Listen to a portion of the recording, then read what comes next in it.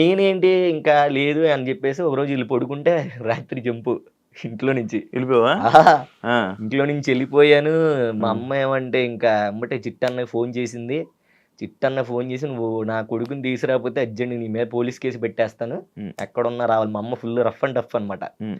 ఎక్కడున్నా రావాలి అనంగాల్నే హ్మ్. మా అన్న చిట్టన్న అడ్రెస్ చెప్పాడు. మా అమ్మొచ్చింది. నాకు ఉనికి. రోడ్డు మీద జుట్టు పట్టుకొని లాక్కెళ్ళేది నన్ను. ఆ! జుట్టు పట్టుకొని లాక్కెళ్ళి, "ఏంట్రా ఇది, ఇది" అని చిట్టన్నని ఫుల్లు తిట్టేసి, "నా హ్మ్. పిల్లోడిని నువ్వే చేస్తున్నావు, చెడగొట్టేస్తున్నావు, అది కేసు పెట్టేస్తాను" అది ఇది అని చెప్పేసి హుహు. సో, అట్లా తీసుకెళ్ళిపోయింది. నేను ఫుల్ ఏడుపు. హ్మ్. ఈ మామూలు ఏడుపు కాదు. నాకేంటంటే ఇంట్లో మా అమ్మమ్మ. హ్మ్. మెయిన్ మా అమ్మమ్మ గవర్నమెంట్ ఎంప్లాయీ ఆవిడ. హ్మ్. హ్మ్. మా అమ్మమ్మ లేనిదే నేను లేను. హ్మ్. నా లైఫ్‌లో మా అమ్మమ్మే మెయిన్ హ్మ్. ఫస్ట్. ఈ హ్మ్. అభిగాడు ఈరోజు నీతో కూర్చొని ఇలా ఇంటర్వ్యూ చేస్తున్నాడు, ఇలా ఓ మాస్టర్ అయ్యాడు అనంటే అమ్మమ్మ. దానికి అమ్మమ్మే కారణం. ఇంకెవ్వరు కాదు. ఓకే. ఫస్ట్ నన్ను నమ్మిన ఆమె ఎవరంటే ఆమె ఒక్కలే ఆమె. ఆమె హ్మ్. ఒక్కతే. ఆ! సో, ఆమంటే నాకు ప్రాణం అనమాట. ఇప్పటికి స్టిల్ ఆవిడంటే నాకు చాలా ఇష్టం. హ్మ్. హ్మ్. మొన్న 'ఢీ' స్టేజ్ మీద కూడా లాస్ట్ 'జానులగిరి' సీజన్ అవును. చేసేటప్పుడు కూడా అవును. తెచ్చాను హ్మ్. అమ్మమ్మని. సో, అట్లా అమ్మమ్మ ఒక్కటే సపోర్టు. హ్మ్. సో, ఏదున్నా నన్నేమైనా చేసినా మా అమ్మమ్మకి చెప్పేవాడిని. అమ్మమ్మ ఇలా చేస్తుంది అమ్మ అని. హ్మ్. ఆళ్ళిద్దరు గొడవలయ్యేయి. నేను కాముగా కూర్చొని చూస్తా ఉండేవాడిననమాట. ఆ! సో, అట్లా నన్ను తీసుకెళ్ళి ఆపేసింది. ఆ! ఆ! తర్వాత నిదానంగా ఏంటంటే అమ్మకి హెల్త్ పాడైపోయిందనమాట. సో, హ్మ్. అమ్మకి బాగా బ్లడ్ తక్కువైపోయి హ్మ్. హ్మ్. బాగా బియ్యం తినేది. సో, అట్లాగా ఇది అసలు ఎవరికీ తెలీదు బేసిక్‌గా. ఈ హుహు. అందుకే ఈ ఇది పాయింట్. ఇప్పటికి తెలవడం. ఎవరికీ ఓకే. తెలీదు. ఓకే. ఓకే. సో, అమ్మకేంటంటే హెల్త్ బాగా ఇదైపోయింది. హ్మ్. నాకు చిన్నప్పటి నుంచి నేను, హ్మ్. అమ్మమ్మ హ్మ్. ముగ్గురే ఉండేవాళ్ళం. హ్మ్.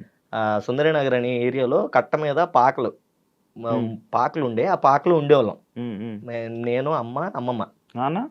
నాన్న లేడు. చిన్నప్పుడు అమ్మని వదిలేసి ఎళ్ళిపోయాడు నాన్న. అచ్చా! ఆ! సో, అట్లాగా ఇంకా మేము అట్లా ముగ్గురం అలా ఉండేవాళ్ళం. హ్యాపీగా బానే ఉండేవాళ్ళం. నేను చిన్నోడిని చాలా స్కూలుకెళ్తా ఉండేవాడిని, వచ్చేవాడిని. అమ్మమ్మొచ్చేది. హ్మ్. సో, హ్మ్. ఏది కావాలన్నా అమ్మమ్మని అడిగేవాడిని. హ్మ్. ఆమె కొనిచ్చేది కాదు. డబ్బులేడనుంచొస్తాయి చెట్టుకి కాస్తాయి హ్మ్. అది ఇది అనేది. హ్మ్. ఓ 2 రోజులు అన్నం తినకుండా ఉండేవాడిని. హ్మ్. హ్మ్. సర్లే ఏదో ఒక అడిగావుగా వీడియో గేమ్ అనమాట. క్యాసెట్‌ది ఉండేది కదా! అవునవును. చిప్పులు. ఆ! చిప్పులు. ఆ! అది 'మారియో' అడిగేవాడిని. మే మ్యారీ అయ్యి ఆ! 300 ఎంతో ఉండేదది. అవునవును.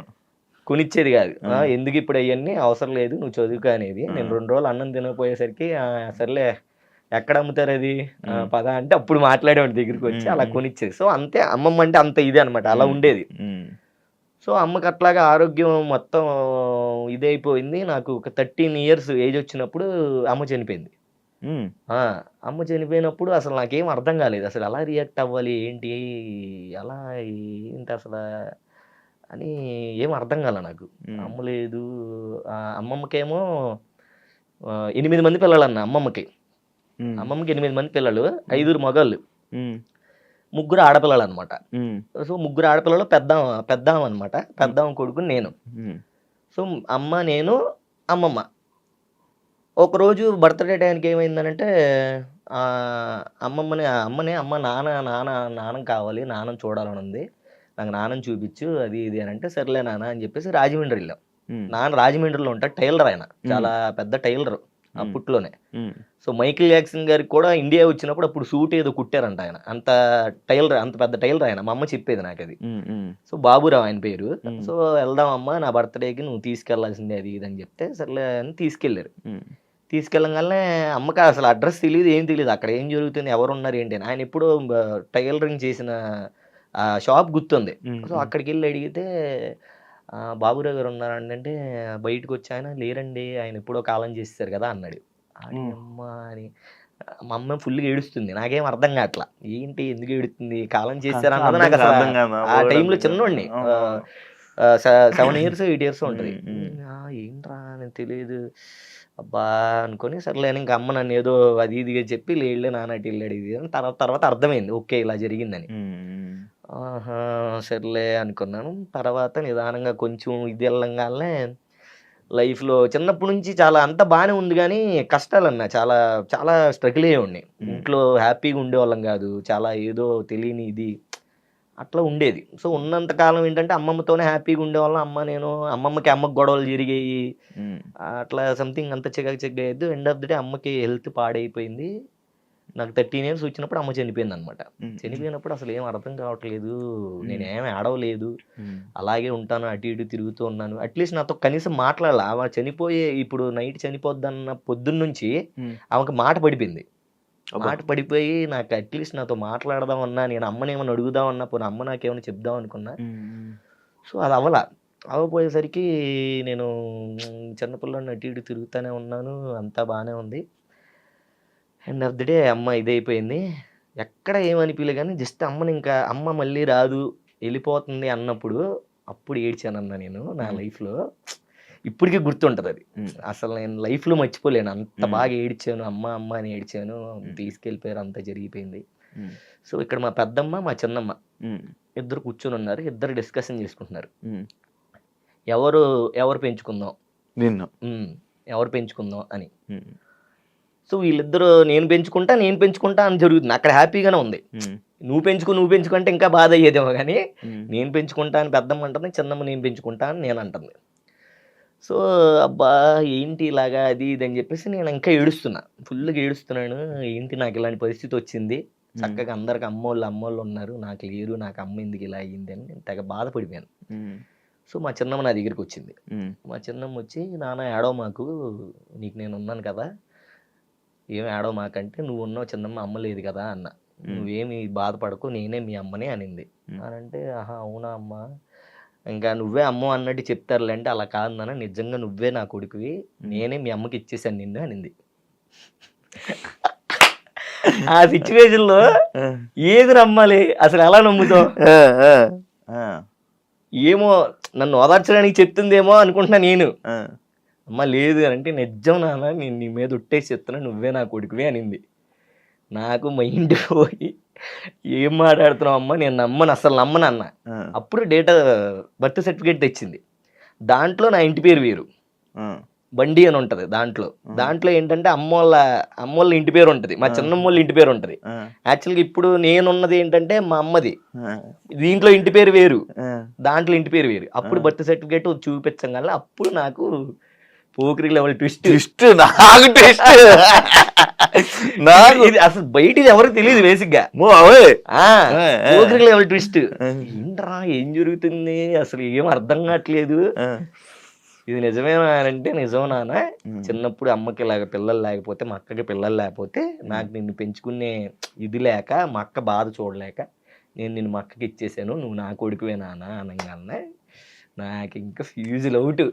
ఏం మాట్లాడాలో ఏం చేయాలో అర్థం కాలే. ఇప్పటికి స్టిల్ అమ్మని, ఇప్పుడు సొంత అమ్మ ఉంది, చిన్నమ్మ అని పిలుస్తా. పెద్దమ్మ అవుతుంది నాకు, కానీ ఆమెనే మనస్ఫూర్తిగా అమ్మ అని పిలిచా. అమ్మని పిలవలేదు, కరెక్ట్గా ఉన్నామనేమో అమ్మ అని పిలవట్లేదు. ఇప్పటికి స్టిల్ నేను చిన్నమ్మనే పిలుస్తా, అలా అలవాటు అయిపోయింది. చిన్నమ్మ అని ఇప్పుడు అమ్మ అని పిలిస్తే అది మనస్ఫూర్తిగా రాదు, అమ్మ అని అంటే ఆవిడకే వస్తుంది.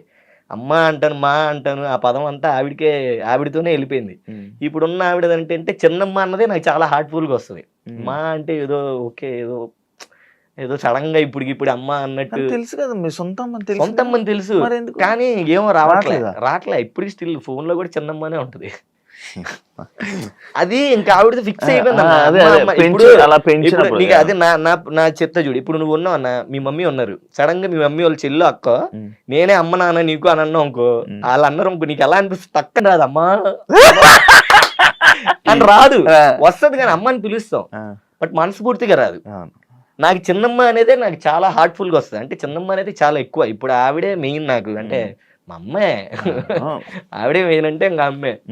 సో అట్లాగే చిన్నప్పటి నుంచి ఏంటంటే అమ్మ ఉంది కానీ అమ్మ లేదు, నాన్నున్నాడు కానీ నాన్న లేడు, అలా ఎలా ఫీల్ అయ్యేవాడిని. ఆ తర్వాత ఇప్పుడు అంతా ఇది సెట్ అయింది. ఇప్పుడు ఎంత చిన్నమ్మ నాన్న ఉన్నారు, ఇప్పుడు నువ్వు సొంత అమ్మ నాన్న దగ్గరే ఉన్నా. ఇప్పుడు అక్కడికి వచ్చాం. సో ఇది అసలు ఎవ్వరికి తెలియదు. అప్పుడప్పుడు పెడతా ఉంటా, అమ్మ మిస్ యూ అమ్మ అని ఒక స్టోరీ పెడతా. తర్వాత ఇంకో మదర్స్ డేకి మా అమ్మది పెడతా. నువ్వు నీకు ఇంకో ట్విస్ట్ చెప్తా, చెప్పు. అవునా? అమ్మ అట్లా చెప్తా. సో ఇన్నుంటాయి అనమాట. ఎవరికి అర్థం కాదు, ఏంటన్నా మిస్ అమ్మ చనిపోయింది అంటావు, మళ్ళీ అమ్మ ఉంది అంటావు, ఏంటన్నా అని. ఇంక అందరికి ఎక్స్ప్లెయిన్ చేయలేం కదా ఇది మ్యాటర్. ఇది ఇప్పుడు నీకు తెలిసిపోయింది అందరికి, దీని ద్వారా అందరికి దీని తెలిసిపోయింది. ద్వారా అందరికి యాక్చువల్లీ నీ గురించి మీ ఫ్రెండ్స్కి ఫోన్ చేశా, ఓకే ఎంజే అభి ఇంటర్వ్యూ ఉంది అసలు ఏమని తెలిస్తే చెప్పు అంటే, ఏం లేదన్నా అమ్మ నాన్న అన్నయ్యని ఎక్కడ చదివిస్తున్నాడు, అబ్రాడ్ తీసుకుని వెళ్ళి చదివించుకొని మనోడే అన్న చూసుకుంటున్నాడు అన్న. అవునా అన్నాను. దాని తర్వాత నువ్వు ఇంటర్వ్యూకి వచ్చావు, ఇంటర్వ్యూకి రాగానే బియ్యం ఇలా తినేసి మా అమ్మాయికి హెల్త్ బాగాలేదు ఇలా చనిపోయింది అన్నావు. మళ్ళీ అక్కడి నుంచి నాన్న దగ్గరికి వెళ్ళి నాన్న చనిపోయి అన్నాక నాకు మైండ్ ఇదేంటి నాన్న అమ్మ ఉన్నారని చెప్తాడు, అన్నయ్య ఉన్నారని చెప్తాడు, మనోడేంటి ఇలా చెప్తున్నాడు, నాకు అర్థం కావట్లేదు నీకు. ఇదేంటి అంటే నాకు మీ వాళ్ళు చెప్తుందంట, నువ్వు వేరే డిఫరెంట్ చెప్తున్నావు. అవును డిఫరెంట్ చెప్తున్నాను. అదే వాళ్ళకి మారిపోయింది, వాళ్ళకి కూడా తెలుసు తెలియదని ఇప్పుడు నాకు అర్థమైంది. తెలుసు వాళ్ళకి కొంతమంది తెలుసు, కొంతమంది తెలియదు. అయితే నాకు ఫ్యూజ్లు ఎగిరిపోతున్నాయి అనమాట, టపా టపా టపా టపా లోపల. లాస్ట్ కి అన్ని కూడా ట్విస్ట్ తగిలిపోయింది నాకు. అట్లాగా ఇది ఎవరికి తెలియదు అన్న, బేసిక్ గా ఇప్పుడు ఎవరితో షేర్ చేసుకోలేదు. అందుకే నేను చెప్పాయి ఇవన్నీ స్పెషల్ ఇంటర్వ్యూ. ఎందుకంటే ఆబ్వియస్లీ చెప్పుకోవాలని కాదు కానీ బట్ తెలియాలి అందరికి, ఎందుకంటే అర్థం కాదు కదా ఏంటి ఇలా అంటున్నాడు అలా అంటున్నాడు అని. అలా చిన్నప్పటి నుంచి అలా చాలా కష్టాలన్నీ చూసుకుంటూ వచ్చానన్న మొత్తం. అప్పటి నుంచి ఇంకా అట్లాగా స్కూల్లో ఇంకా 9th వచ్చాను, 8th వచ్చాను. సో 8th వచ్చినప్పటి నుంచి ఇంకా చిట్టి మాస్టర్ మళ్ళీ టచ్లోకి వెళ్ళాము. అరే ఇలాగా హైదరాబాద్లో ఇలా ఇక్కడ కాంపిటీషన్ ఉందిరా, హైదరాబాద్లో చెయ్యాలి అది ఇది అని చెప్పారు. సో మా చిన్నమ్మకి చెప్తే మా చిన్నమ్మ ఓకే వెళ్ళరా అని అప్పటికప్పుడు పంపించింది. వచ్చాము. ఇక్కడికి వచ్చిన తర్వాత ఇక్కడే మన అన్నపూర్ణ స్టూడియో దగ్గర ఏదో పబ్బు, ఆ పబ్బు దగ్గర కాంపిటీషన్. సో మాది చిట్టన్న తోపు మాస్టర్, మేము తోపు డాన్సర్లు, ఇంకా మళ్ళీ కొట్టేది ఎవడో అనుకొని వచ్చాం. అక్కడికి వచ్చి చూస్తే ఒక్కొక్కడు గాల్లో వేస్తున్నాడు డాన్స్. ఇదేంది ఇది అసలు అరే ఏంట్రా మన పర్ఫార్మెన్స్, వాళ్ళ పర్ఫార్మెన్స్ చూస్తే మా డెల్ అయిపోతున్నాయి, అర్థమవుతుంది కదా. బాబు ఇలా ఉంటదా, బయట ఇలా ఉందా, మనం మందే గొప్ప డాన్స్ అనుకుంటున్నాము, అమ్మ బయట ఇంకా ఇది ఉంది, ఇంకా అదరగొట్టాలి, మనం ఇంకా నేర్చుకోవాలి, చిట్టన్నకి ఇంకా పేరు తేవాలి అది ఇది అని చెప్పేసి ఇంకప్పుడు మేము రిలీజ్ అయ్యి ఒక క్లాస్కి వెళ్ళినప్పుడు డి ఆడిషన్ జరుగుతున్నాయి అని వచ్చింది. జూనియర్స్ డి జూనియర్స్ అని తెలియదు, డి ఆడిషన్ జూనియర్స్ ఆడిషన్ జరుగుతున్నాయి అని వచ్చింది. చిట్టన్న అన్నాడు అరే మనందరం వెళ్ళి పర్ఫామ్ చేద్దాము, అయితే అయ్యాం లేకపోతే లేదు, ఇప్పుడు అలా కంపోజ్ చేసింది ఉంది కదా ఇది అక్కడే చేద్దాం అని చెప్పేసి అని అన్నాడు. సరే అన్న ఓకే అనుకొని అందరం అక్కడికి వెళ్ళాము, అన్నపూర్ణ స్టూడియో వెళ్ళాము. సుచిన్ మాస్టర్ అప్పుడు D6 వినరా ఆయన రాగానే ఆయనతో ఫోటోలు దిగేసాము. అసలు ఎవరు కనపడితే వాళ్ళతో ఫోటోలు దిగేస్తున్నాం. దిగేగానే ఇంకప్పుడు అక్కడ సాయితేజ మాస్టర్, సాయితేజ అన్న కనపడ్డాడు, చిట్టన్న సాయితేజ అన్న ఫ్రెండ్స్. సో అప్పుడు మా టీము మేము అప్పుడు సంజు సార్ ఉండేవాళ్ళు డైరెక్షన్. సార్ ఇలా ఒక్క అవకాశం ఉంది సార్ అంటే, లేదమ్మా ఓన్లీ సోలోసే, జూనియర్స్ సోలోసే చేయాలి, గ్రూప్ కాదంటే. లేదు సార్ గ్రూప్ జస్ట్ చూడండి, మీరు సెలెక్ట్ చేయొద్దు చూడండి అని అంటే గ్రూప్ చేసాం. సూపర్గా వచ్చింది సాంగ్. అప్పుడు దాన్ని చూసి చిట్టన్న అదే సాయితేజని చూసి అరే మనం ఇద్దరం ఇలా కలిసి చేద్దాం, నాకు ఛాన్స్ వచ్చింది, మనం ఇలా కలిసి చేద్దాం రా అంటే ఓకే అని అట్లా డీలోకి ఎంటర్ అయ్యాం. చరణ్ తేజ్ అని చెప్పేసి బొడ్డోడు ఉండేవాడు, వాడికి మేము సైడ్ డాన్సర్ చివరి ఎక్కడో వేసేవాళ్ళం. అవును. కానీ ఆ డి జూనియర్స్ డేస్ బాబు అన్న మేము కష్టపడినట్టు నిజంగా మా బ్యాచ్ ప్రతి సీజన్ చేసావంట కదా. ప్రతి సీజన్ అన్న 10 వరకు చేసావు. 9th అదే చెప్తా, 9th వరకు చేసుకుంటూ వెళ్ళా డి. అప్పుడు ఏంటంటే డి వెళ్తే 1 month చేయాలి ప్రాక్టీస్. 1 month ఉండేది, ఒక్క పూటే తినేవాళ్ళం, అన్నం ఉండేది కాదు సరిగ్గా, అసలు ఇంకా నిద్రలు ఉండేవి కావు, డాన్సే. ఇంట్లో ఫోన్ చేసి ఏమైనా తిన్నామంటే ఇప్పుడే బిర్యానీ ఇప్పించారు తిన్నాము అని చెప్పేవాళ్ళం, కానీ తినేవాళ్ళు కాదు, మీరు తినేవాళ్ళం కాదు. సో నాకేంటంటే మా మామ ఎప్పుడు నేను సోకు ఎక్కువ మనకి బట్టలు ఇట్లా చిన్నప్పటి నుంచే. సో 1000 రూపాయలు ఇచ్చేది, అప్పుడు వచ్చేటప్పుడల్లా 1000 రూపాయలు ఇచ్చేది. సర్లే ఆ 1000 రూపాయలు దాచుకునేవాడిని. ఇంకా ఇక్కడేమో ఆకలి సిచ్యువేషన్ ఎక్కువయ్యేది, 1000 రూపాయల నుంచి ఒక 100 తీసేవాళ్ళం. వీళ్ళందరూ మా 5గురిని తినేవాళ్ళం. మళ్ళీ అరే ఇంకో 100 తీరా తిందాం అంటే మళ్ళీ అలా వెళ్ళేటానికి ఒక 500 ఉంచుకునేవాడిని.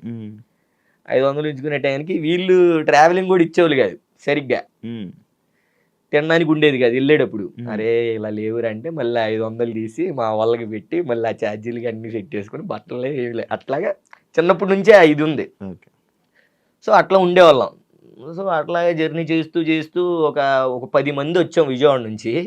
10 మంది కాస్త ఏడుగురు అయ్యాడు. ఏడుగురు కాస్త 5, 5 కాస్త 3, 3 కాస్త 2, 2 కాస్త ఒక్కడు. అదే ఒక్కడిని నేను స్టేబుల్గా అలా నిలబడి నిలబడి ఇప్పుడు నీ పేరు తెచ్చుకున్నా. సో స్కూల్లో ఏమైందనంటే 10th వచ్చాం.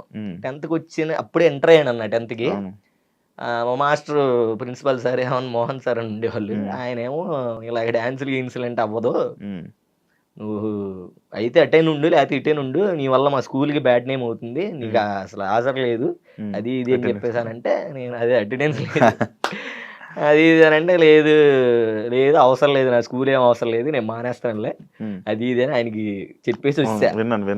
ఇంక ఇంటి దగ్గర కూడా అలాగే జరిగింది. ఇంట్లో మా అమ్మ మా చిన్నమ్మ అప్పుడు అమ్మ చిన్నమ్మ అది ఇది స్కూల్ డ్రెస్ కావాలి నాకు, స్కూల్ డ్రెస్ ప్యాంట్లు కొనిచ్చండి, నిక్కర్లు వేసుకుని వెళ్ళామండి, ప్యాంటు కొనిచ్చండి అప్పుడు నేను వెళ్తాను, మళ్ళీ 10th క్లాస్ అన్నారు, బుక్స్ ఎంత అయ్యిద్ది అది ఇది అని అంటే స్కూల్ డ్రెస్ అవన్నీ ఎందుకు, డీకి వెళ్తాను అన్నావు కదా, మళ్ళీ ఇంకా స్కూల్ డ్రెస్ కొని ఎందుకు, నువ్వు స్కూల్కి వెళ్ళాలి డీకి వెళ్తాను అన్నాక వెళ్ళాను. అమ్మ చిన్నగా ఇచ్చింది హింట్ చిన్నమ్మ.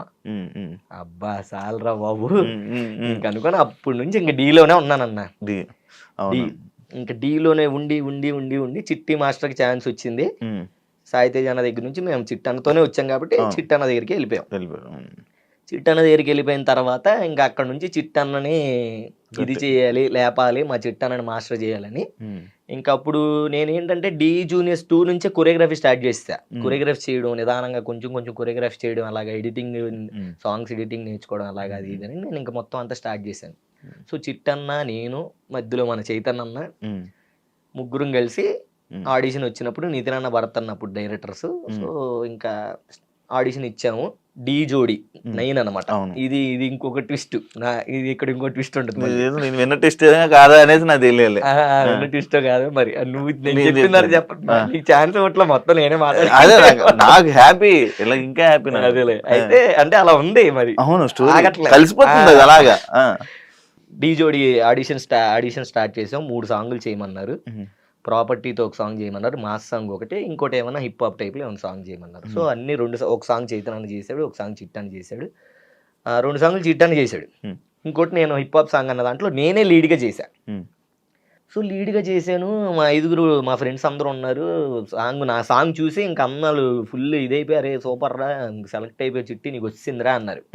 మా ఊళ్ళో పెద్ద హ్యాపీ. నాకేంటంటే కంటెస్టెంట్ అవ్వాలని చిన్నప్పటి నుంచి కోరిక. డీజే 2 కాడి నుంచి నేను కంటెస్టెంట్ అవుతాను, రాజుగడి మీద కానీ సోమేష్ గడి మీద కానీ వాళ్ళ మీద నేనే సీనియర్, డాన్స్ కూడా నేనే బాగా చేసేవాడిని. అవును. సో అట్లాగా ఇంకా సెలెక్ట్ అయ్యాము. ఓకే చిట్టన సెలెక్ట్ అయ్యాడు, నేనే లీడ్ వేసాను, నేను కూడా సెలెక్ట్ అయిపోయాను. ఇంకా అమ్మ రే ఇంకా కంటెస్టెంట్ అయిపోయామని మా ఫ్రెండ్స్ అందరూ ఇంక ఎత్తేసారు నన్ను. కంటెస్టెంట్ అయిపోయావు, అన్న మాస్టర్ అయిపోయి నువ్వు కంటెస్టెంట్, అరే ఇప్పుడు ఎమ్మటే విజయవాడ వచ్చేయాలి అలా అనమాకు, మేము విజయవాడ వెళ్తాం, నువ్వు దగ్గరుండి అన్న దగ్గరుండి మంచిగా ఫ్లిప్స్ అవన్నీ నేర్చుకుంటూ ప్రాక్టీస్ చేస్తూ ఉండి అన్నారు. ఓకేరా ఈ టైంలో ఎందుకు వెళ్తాను ఇంటికి, ఇది వరకు ఏంటంటే షూటింగ్ అయిపోగానే ఇంటికి వెళ్ళిపోవాలని ఉండేది, అంటే ప్రశాంతంగా ఎప్పుడు అయిపోద్దారు బాబు వెళ్ళిపోవాలి ఇంటికి అని. సో ఇప్పుడే అలాగే వెళ్ళాం రా బాబు, ఇప్పుడు నేనే కదా చేసేది, మనమే చేసేది, ఎలా వెళ్తాం అలా వెళ్ళంలే అని చెప్పేసి ఇంక అట్లా ఉన్నా. సరే అందరు వీళ్ళు బ్యాగులు తెచ్చుకొని వెళ్ళిపోతున్నారు. చిట్టన్న అరే అభి నువ్వు ఉండరా అన్నాడు. ఉండరా ఏంటన్నాను, ఆబ్వియస్లీ ఉంటాను కదా అని నేను మనసులో, మనమే కదా కంటెస్టెంట్ నేర్చుకుంటా, అయ్యో బలు ఉంటానన్నా అని అన్నాను. అరే అన్న వీళ్ళు అన్న మేము వెళ్ళిపోతాం, అరే నువ్వు కానీ ఇంకా నేర్చుకో, అమ్మాయి వస్తుంది జోడి అది ఎలాగ ఉంటుందో ఏమరా బాబు అని నేను టెన్షన్ అవుతాను. అయిన తర్వాత అరే అభి నువ్వు ఉండు, అరే మీరు జాగ్రత్తగా వెళ్ళండి, నాగపూర్లో ఒకడు ఉన్నాడంట పీయూష్ అని, వాడు బాగున్నాడు రా, వాడు బాగా చేస్తాడంట, మన ఇద్దరం వెళ్ళండి చూసొద్దాం అన్నాడు. దేనికన్నా అంటే మన కంటెస్టెంట్కి రా అని అన్నాడు.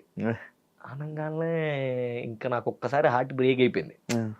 బేసిక్గా నేనే కదా సెలెక్ట్ అయ్యింది, అన్న పర్ఫామ్ చేశాడు, నేను పర్ఫామ్ చేశాను, అన్న కంపోజ్ చేశాను, నేను పర్ఫామ్ చేశాను, అన్న ఓకే అన్నారు, నేను సెలెక్ట్ అయ్యాను కదా అన్న, ఇప్పుడు అన్న కోసమే నేను ఉంటే అన్న ఏంటి నాగపూర్ వెళ్దాం అన్నాడు, వేరే వాడిని ఎవరినో వెతుకుతాం అన్నాడు అని ఇంకా నేను బ్రేక్ అయిపోయాను బాగా. అసలు హార్ట్ అంతా ఇంక ఏదోలాగే ఇంకా బ్రేకప్ అయిపోతే అంత బాధ అయిందో అంత బాధ అయిపోయాను నేను. మా ఊళ్ళో అందరు ఫేసులు మారిపోయినాయి, అయ్యా ఇదేంట్రా పాపం రా అది ఇది అని. అన్న లేదన్నా నేను వెళ్తానన్నా, నాకు లేదు ఇంటి దగ్గర పని ఉందన్నా, మా అమ్మ పిలుస్తుందా సంథింగ్ ఏదో చెప్పేసి వెళ్ళిపోయాను. ఏడ్చుకుంటూ ఇంకా మామూలు బాధ కాదన్న, అవునవును. బీభత్సమైన బాధపడ్డాను. ఇంకా ఇలా అయిపోయింది. పాపం చిట్టన్న తెలీదు, నేను ఇలా అనుకున్నాను, చిట్టన్న తెలీదు తెలీదు విన్నాను నేను విన్నదే. అవునా, చిట్టన్న తెలీదు. సో దాని తర్వాత ఎవరెవరో ద్వారా తెలిసింది. అప్పుడు అన్నప్పుడు ఒరే నువ్వు కంటెస్టెంట్ ఏంట్రా, నువ్వు కొరియోగ్రాఫర్ రా, నువ్వు కొరియోగ్రఫీ మెటీరియల్ ఆ టైప్ లో ఆలోచించారా, నువ్వు కంటెస్టెంట్ అంటే ఒక సీజన్ చేసి వెళ్ళిపోతావు, కొరియోగ్రాఫర్ అయితే అదే సీజన్ కంటిన్యూ అవుతూ ఉంటారా, నువ్వు కొరియోగ్రఫీ చేయి అన్నాడు. అక్కడ పట్టుకున్నా ఇంకా ఓకే, ఇంక ఈ కంటెస్టెంట్ ఇవన్నీ పక్కన పెట్టు, కొరియోగ్రాఫర్ అవ్వాలి అవ్వాలి అవ్వాలి అని గట్టి ఫిక్స్ అయిపోయానన్న. అయ్యింది, బాగానే ఉంది. ఇంకా అక్కడ నుంచి ఇంకా ఆగలే. డీ జోడి గ్రాండ్ ఫినాలి వరకు వెళ్ళాం. ఫస్ట్ టైం చిట్టన్నకు వచ్చినప్పుడు డీ జోడి గ్రాండ్ ఫినాలి వరకు వెళ్ళాం. అక్కడే ఎలిమినేట్ అయిపోయాం. యశ్వంత్ మాస్టర్తో పాటు ఎలిమినేట్ అయిపోయాం. అప్పుడు నేను తెలుసుకున్నా, ఓకే ఎక్కడ ఏం కావాలి, గ్రాండ్ ఫైనల్కి వచ్చినప్పుడు సాంగ్లు ఎలా చేయాలి ఏంటి అని. నెక్స్ట్ ఇంక D10 వచ్చింది. అదవా రాజుగాడు ఒకడు ఎంటర్ అయ్యాడు. ఇంకా ఆయన తీసుకున్నారు. అన్నాడు, అరే రాజుగాడి దగ్గరికి వెళ్తున్నాను రా, మరి ఆయన ఏంటంటే బాగుంటది అన్న, ఆడు చేస్తాడు, చూసి చేసుకున్నాను. ఇంకా అక్కడ నుంచి ఇంకా రాజుగాడిది ఆగలేదన్నమాట. ఇంకా వాడికి డెడికేషన్ కానీ ఇప్పటికీ నేను రాజుగాడికి ఫ్యాన్ అని చెప్తానన్న. ఎందుకనంటే వాడు బయట ఎలా అయినా ఉన్నా ఏదన్నా చేయని, రాజుగాడికి ఉన్నంత డెడికేషన్ D10 లో నాకు తెలిసి నేను ఎవరి దగ్గర చూడాల. వాడికి డెడికేషన్ బాబోయ్, నరాలు తెగిపోయాయి, బెల్ట్ ఎక్కిపోయి, వాడు ఫిజియోథెరపీ చేయించుకుని వచ్చి ప్రాక్టీస్ చేసేవాడు.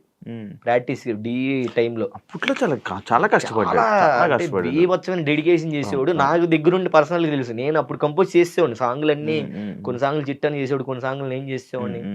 సో అట్లా ఇంకా గ్రాండ్ ఫినాలే వచ్చింది. యశ్వంత్ మాస్టర్ని కొట్టాలి, ఆబ్వియస్లీ ఆయనే వస్తాడు అటు సైడ్, అతన్నే కొట్టాలి, కొడితే మనోని కొట్టాలి. ఇంకని గట్టిగా ఇంకా నేను 1 month ముందే మా వాళ్ళు అందరికీ చెప్పేసి, అరే నేను వెళ్ళిపోతున్నాను, మీరు ప్రాక్టీస్ టైంకి రండి అని ముందే వచ్చేసి సాంగ్లు ఎలా కావాలని ఎడిటింగ్లు అన్ని మొత్తం అంతా రెడీ చేసాం. చిట్టన్న మేము అనుకొని మొత్తం రెడీ చేసి పెట్టేసాం. ఇంకా కొట్టు మొత్తం ఇంకా ఆగలేదనమాట. ఇంకా బ్లైండ్గా ఫిక్స్ అయిపోయాం, ఇంకా కొడితే ఇంకా కొట్టాల్సిందే, ఈసారి రాజుగారి టైటిల్ కొట్టాలి అనుకున్నాం. అంతే, ఇంకా ఆ మూమెంట్ లో ఎన్టీఆర్ సార్ వచ్చారు, అలా చెయ్యెత్తారు. నేను ఇలా కింద ఇలా పడుకున్నాను, అసలు ఇంక ఏడ్ చేసి ఇలా ఉన్నాను. కట్ చేస్తే పైన ఉన్నా నేను, అందరు లేపేస్తున్నారు పైకి, నన్ను చిట్టానని, సోమేష్ గారిని, అందరిని. సో ఇంక అట్లాగా అసలు ఇంకా మామూలు విషయం కాదు. దాని తర్వాత ఏమైంది, అక్కడ కూడా మళ్ళీ ఇంకో సాడ్. అదంతా అయిపోయిన తర్వాత ఎన్టీఆర్ సార్ ఎంట్రీ ఉంది, పులి వేషాలు వేయాలి. ఎవరు లేరు, బాయ్స్ అందరు వెళ్ళిపోయారు పార్టీ చేసుకోవడానికి, అందరు బాయ్స్ అందరు వెళ్ళిపోయారు, నేను ఉండిపోయాను. నాతో పులి వేషం వేసేది ఇంట్లో ఇచ్చి ఫుల్గా. ఆ ఎంజాయ్ చేసేది కూడా లేదు ఆ రోజు. ఈ అమ్మ గెలిచాము, రూమ్కి వెళ్ళి అసలు అక్కడేమో మా వాళ్ళు మామ ఫుల్గా ఎంజాయ్ చేస్తున్నాం, చైతన్య మేము ఇక్కడ అదిరగొట్టేస్తున్నాం అంటున్నారు. ఏమో పులి గెటప్, పులి వేసుకొని మళ్ళీ సార్ కూడా లేరు, రీషూట్ అది. మేము ఉన్నదే ఓన్లీ మమ్మల్ని ఎలివేషన్ తీసుకోవడానికి. చిట్టాన నన్ను అన్నా, నేను వద్దన్నా ప్లీజ్ అన్నా అంటే ఎవరు లేరు రయ్యి అన్నాడు. మళ్ళీ ఇంకా చూసుకో వేసి ఊపు మొత్తం పోయింది, గెలిచామన్న ఊపు మొత్తం పోయి 4 నీరసం వచ్చింది. ఇంటికి వెళ్ళేవాడికి 4 అయ్యింది. పడుకొని లేచి ఆ పెయింట్ కూడా ఉంటది కాళ్ళకి, అలాగే ఉండి ఇంకా ఇంటికి వెళ్ళేటప్పుడు చిట్టాన లేడు. ఇంటికి వెళ్ళిపోవాలి, ఇల్లేమో పక్కన దుబ్బేస్తున్నారు, ఇంటికి వెళ్ళిపోవాలని డబ్బులు లేవు వెళ్ళడానికి. ఏంట్రా నాయన ఎలా ఎలా ఎలా ఎలా అని 300 ఉన్నాయి. ఆ 300 ఇస్తే ఆ 300 తీసుకుని పాపం చిట్టన్న గెలిచి మొత్తం అంతా ఊడిచేస్తాడు డబ్బులన్నీ. 300 తీసుకుని వెళ్ళి ఆకలేస్తుంది. వెళ్ళేటప్పుడు ఏంటంటే వీళ్ళు కరెక్ట్గా ఛార్జీలకి ఇచ్చేవాళ్ళు. వెళ్ళేటప్పుడు మరి భోజనం ఉండాలిగా, అక్కడికి వెళ్ళిన తర్వాత భోజనం ఉండాలిగా, ఛార్జీలకి ఇచ్చేవాళ్ళు. వెళ్తాం, ఆకలేస్తుంది, చెప్పులు లేవు, చెప్పులు ఎవడో తీసుకున్నాడు, అలా చెప్పులు పోయి అలాగే ఉడ్డిగాలతో నడుచుకొని వెళ్ళిపోయి ఉన్నాం. సో ఏంటి ఆకలేస్తుంది అంటే, అప్పుడు తెలంగాణ 5 రూపాయలకే అన్నం భోజనం అందరు తింటున్నారు అక్కడ, అందరూ చాలా అంటే ఇంకా అలాగా ఎవరో ఒక ఆయన, ఒక పిచ్చాయన ఉంటే ఆ పిచ్చాయన లైన్ లో మేము కూడా నుంచొని కూర్చొని 5 రూపాయలు అన్నం పెట్టుకొని అక్కడ 5 రూపాయల అన్నం తిని బస్సు ఎక్కి నీ అమ్మ టైట్లు కొట్టాం, అట్లీస్ట్ బిర్యానీ కూడా తినట్లేదు మనం ఆయన 5 రూపాయలు అన్నం తిని బస్సు ఎక్కి చెప్పులు లేకుండా అలాగే ఇంటికి వెళ్ళి అట్లాగా ఇంకా అలా అయిపోయింది. డీ జోడికి సోమేష్ గారు నేను ఫిక్స్ అయిపోయాం. సోమేష్ గడికి నేను మాస్టర్, సోమేష్ గడికి కంటెస్టెంట్ ఫిక్స్ అయిపోయాం. ఇంకా ఫిక్స్ చిట్టన్న కూడా చేస్తానరా, ఓకే డన్, అంతా బాగుంది, అదర కొట్టేద్దాం, నువ్వు ఏం టెన్షన్ పడకు, నువ్వు ఇంటి దగ్గర ఉండి మొత్తం నేను చూసుకుంటా ఇక్కడ అన్నాడు. ఓకే ఓకే అన్న డన్ చూసుకుందాం అన్న. ఉమ్, నేనేమో ఫోన్ చేస్తున్నా అన్న నేను రావాలా నేనేమైనా చెయ్యాలా చెప్పన్నా వచ్చేమైనా కంపోజ్ చేయాలా నీకేమైనా ఇదంటే అవసరం లేదు రాబీ అని అన్నాడు. కట్ చేస్తే సోమేష్ గడి సెలెక్ట్ అవ్వట్లేదురా అని అన్నాడు అన్న. అదేంటన్నా మరి సోమేష్ గడి సెలెక్ట్ అవ్వకపోతే ఎలా అన్నా లేదురా నేను ఆయన సెలెక్ట్ చేపిస్తాను నువ్వు కంగారు పడకని. సరే షూటింగ్ డేట్ దగ్గరికి వచ్చేస్తుంది అన్న ఏం ఫోన్ చేయట్లేదు. సోమేష్ గడి సెలెక్ట్ అని ఫోన్ చేశాడు ఒకరోజు. సోమేష్ గడి ఫోన్ చేసి అభి సెలెక్ట్ అయ్యాను అవి అంటే వీడు సెలెక్ట్ అయ్యాడంటే ఇంకా నేను కూడా సెలెక్ట్ అయినట్టు కొరియోగ్రాఫర్ కానీ నేను పిచ్చ పార్టీ ఎంజాయ్ చేస్తున్నాను అక్కడ. ఉమ్, కట్ చేస్తే షూటింగ్ డేట్ రేపు అనగా ఈ రోజు నా చిట్టాన్ని ఫోన్ చేసి అరే అభి నువ్వు ఇంకా చిన్నపిల్లోడివే అన్నోళ్ళు నిన్ను వద్దన్నారా ఇవన్నీ నువ్వు హ్యాండిల్ చేయలేవు ఉమ్, అని చెప్పారా అన్నోళ్ళు అని చెప్పేసి చిట్టన్న నాకు చెప్పాడు. ఉమ్, ఉమ్. అప్పుడు ఇంకా చిన్నోండి కదా కుర్రతనంలో ఉండండి ఇప్పుడు కుర్రోనిలే బట్ అప్పుడు ఇంకా ఇంకా కుర్రోడు. ఇంకా నాకు బ్రేక్ అయిపోయింది మళ్ళీ ఇంకొకసారి. మళ్ళీ బ్రేక్ అయిపోయింది. ఇంకా చిట్టన్న మీద చాలా కోపం వచ్చింది నాకు. ఏంటి అంటే వాళ్ళు చెప్పపోయినా చిట్టన్నే చెప్పాడు ఇది ఉమ్, వీళ్ళు చిట్టనే చెప్పుంటాడు అని ఇంక నేను బ్లైండ్కి ఫిక్స్ అయిపోయా. ఉమ్. ఓకే ఇంకా ఇలాగా ఈయన ఇలా చేస్తున్నాడా శేఖర్ మాస్టర్ దగ్గరికి వెళ్ళావంట కదా. అది లేదు లేదు మీ ఇద్దరికి ఏదో ఇష్యూ వస్తే నువ్వు శేఖర్ మాస్టర్ దగ్గర అసిస్టెంట్ గా వెళ్ళావని అన్నారు లేదు కాదా? లేదు చిచి మా కాదా? ఎప్పుడు శేఖర్ మాస్టర్ ఎక్స్టెండ్ చేయలేదా? చేయలేదు చిచి లేదు. ఓకే ఆఫర్ తప్ప అది ఫేక్ అయితే ఏదో వేరే మాస్టర్ దగ్గరికి వెళ్ళావా? లేదన్న ఎవరి దగ్గరికి వెళ్ళలేదు. ఓకే అదే చెప్తానా. సో నేను ఇంకా డాన్సే వద్దు ఇంకా నాకు ఈ డాన్స్ వద్దు అది విన్నా మానేస్తాం డాన్స్ మొత్తం మానేస్తా అని చెప్పి ఇంకా ఫుల్ గా నేను తినడం లావైపోయాను బాగా. అప్పుడు ఇంకా చైతన్య మాస్టర్ కూడా ఛాన్స్ వచ్చింది ఆ సీజన్. చైతన్య మాస్టర్ ఛాన్స్ వస్తే ఆయన దగ్గర అసిస్టెంట్లు ఎవరు లేరు. అరే ఇంకెన్ని రోజులు ఇంకా అలా ఖాళీగా ఉండి ఇంకా అలా తింటూ అలా అయితే అవ్వదు నువ్వు అంత బాధపడాల్సిన అవసరం లేదు నువ్వు మన దగ్గర రా నా దగ్గరికి వచ్చి చేసుకో అని అన్నాడు. లేదన్నా అసలు నేను డిఏ చేయను ఇంకా అది ఇదంటే లేదురా నువ్వు కొరియోగ్రాఫర్ అవుతావు నీకు టైం ఉంది నువ్వు ఖచ్చితంగా అవుతావు అంటే దీని గ్యాప్లో నేను ఏజ్లో చిన్నోడు అని అన్నారు నాకు ఇవ్వనని అన్నారు. నాకన్నా కన్నగడి చాలా చిన్నోడు 16 సంవత్సరాలకి ఆడు కొరియోగ్రఫీ ఛాన్స్ ఇచ్చారు. అప్పుడు D10 టైంలో తేజు నన్ను వచ్చి అడిగింది నువ్వు నాకు కొరియోగ్రఫీ చేస్తానని చెప్పు నేను డైరెక్టర్లతో మాట్లాడతాను. లేదు నేను రాజుగడి విన్ అవ్వాలి నేను రాజుగడి కోసం ఉన్నాను చిట్టన్న కోసం ఉన్నాను నాకు ఛాన్స్ వస్తానని వెళ్ళలేదన్న అక్కడ. సో అప్పుడు తేజుని కన్నగడికి ఇచ్చారు.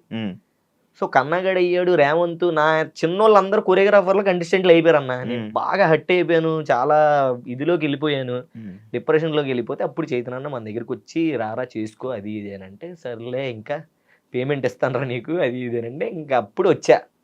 ఇంకొచ్చి ఇంకా అలా డీజోడీ చేస్తూ అసిస్టెంట్గా చేస్తూ దాని తర్వాత D12 వచ్చింది. D12 తర్వాత రాజుగాడిది వచ్చింది. రాజుగడి తెలుసు కదా D10లో మొత్తం సాంగ్లు ఆల్మోస్ట్ మనం చేసింది ఉన్నాయి కాబట్టి నాకు అభిగడి అయితే చేస్తాను లేకపోతే నేను చేయను అని అన్నాడు రాజుగడు. ఇంకా ఓకే సర్లేరా అని చెప్పేసి అప్పుడు కొరియోగ్రాఫర్ అయ్యారు డీకి. ఈ మధ్యలో చాలా అంటే చాలా స్ట్రగుల్స్ ఉన్నాయి కానీ బట్ నీకు మెయిన్ చెప్పాను. సో అట్లా ఇంకా మధ్యలో రాజుగాడితో పాటు వచ్చి ఇంకా రాజుతో మనకంటూ ఒక దేవుడి దైవల్లో పేరు క్రియేట్ చేసుకొని ఇంకా అట్లా జర్నీ సాగి. అదే నేను విన్నది ఏంటంటే లైక్ నువ్వు నిజమే అంటే బ్రేక్ డాన్స్ వదిలేద్దాం అనుకున్నావంట మొత్తం అంతా నాకు ఒక 5-6-7 క్వశ్చన్లు మొత్తం కవర్ చేస్తావు నువ్వు గ్యాప్ లో సిటీ మాస్టర్ గొడవ కవర్ చేస్తావు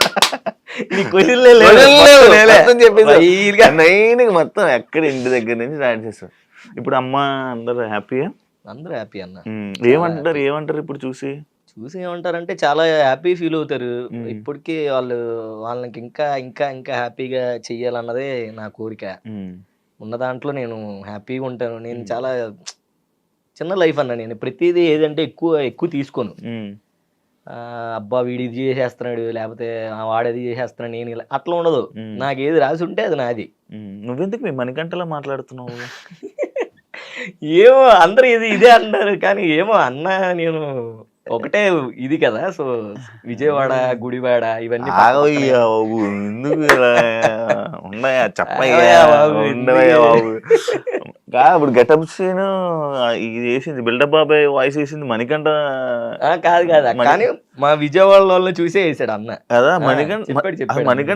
మణికంఠ అప్పుడు జబర్దస్త్ డైరెక్ట్ చేసాడు కాబట్టి మనోడు మాటలు చూస్తే బిల్డప్ బాబాయ్ మాటలు మనోడిని చూసేసినట్టు అనిపిస్తుంది. ఆటోమేటిక్ విజయవాడ మొత్తం కొంతమంది అలాగే మాట్లాడతారు కొంతమంది కదా మాక్సిమం అడావిడికి ఉన్నాయి చెప్పు అయ్యా మణికంఠ మాటలు అవే ఏంటి మన గురించి చెప్పలేదా వాడికి అంతే అలాగే ఉంటది. సో